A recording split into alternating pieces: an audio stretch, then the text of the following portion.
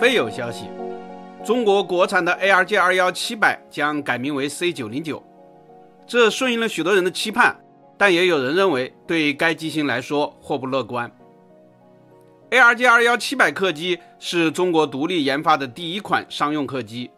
属于喷气式支线飞机，最大载员90人，标准型航程2225公里。ARJ21700在16年前的2008年成功首飞，现在有约110架商业运营，其中成都航空、中国国航、中国南航和中国东方航空装备最多，基本都在30架左右。国外的印尼领亚航空也有使用，该公司属于中国资助。ARJ21700客机装备了美国通用公司的 CF34 发动机，与加拿大庞巴迪的 CRJ 系列和巴航工业的 ERJ190 的发动机属于同款。在 ARJ21700大量生产之后，中国基本上没有再引进过 CRJ 和 ERJ。ARJ21700支撑了中国支线航空市场的半壁江山，甚至也在北京到合肥和北京到银川等干线航线上使用。有人说，一定程度说明支线市场已经饱和。但是 C919 推出之后， ARJ21700不再受到关注，因为它的个头小，载客少，显得不够高大上。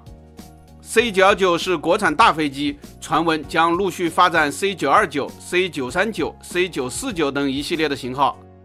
因此不断有人建议说，应该将 ARJ21700更名为 C909， 这样才显得是一家。当年的战略考量可能不足，现在更正并不丢人，而且这样才显得机多势众，与波音、空客竞争更有力量。以上都是民间观点，或许很外行。在行业内部， ARJ21700的使用也在进一步的优化。比如东航曾经专门为它组建的123航空，因为负债较多，现在已经被吸回母体。内蒙古天骄说要订购25架，至今只引进了7架。成都航空已经有9架退役，使用时间比较短。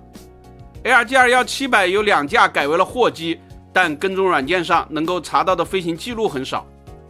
因此也有观点认为，将 ARJ21700改名为 C909 之后，如果仍然没有起色，可以就此收手。C919 看上去是 C909 的延续，既然有了后续型号，前面的过时型号不再发展，便顺理成章了。这种说法其实也不太内行，因为支线与干线是2个市场，但也不是没有道理，因为国营3大行各订购了35架 ARJ21700，快要交付完毕了。有些航空公司，例如文莱的奇迹航空的订单很大，但没有下文。所以如果今年的珠海航展上 ARJ21700拿不到大量的海内外订单，生产能力可能无处释放，确实比较尴尬。给飞机改名在航空业界偶有发生，例如道格拉斯被麦克唐纳收购之后， DC10 就改名叫做麦道11， DC9 也改名为麦道82。民航史上最著名的一次改名也与此有关，那就是麦道公司被波音公司收购之后，麦道95被改为了波音717。许多人都以为波音717是老旧机型，其实不然，波音717直到2006年才停产，比波音727还新，现在仍然有少量在美国和澳大利亚载客使用。但是波音717确实是波音公司最差的飞机，气动外形老旧，油耗高。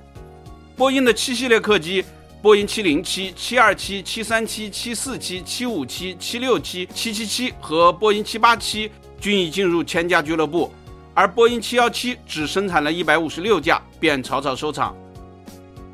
中国的 C909 产量现在眼看就快要追上了波音717，希望不要就此停止，能够继续大量生产，翱翔蓝天。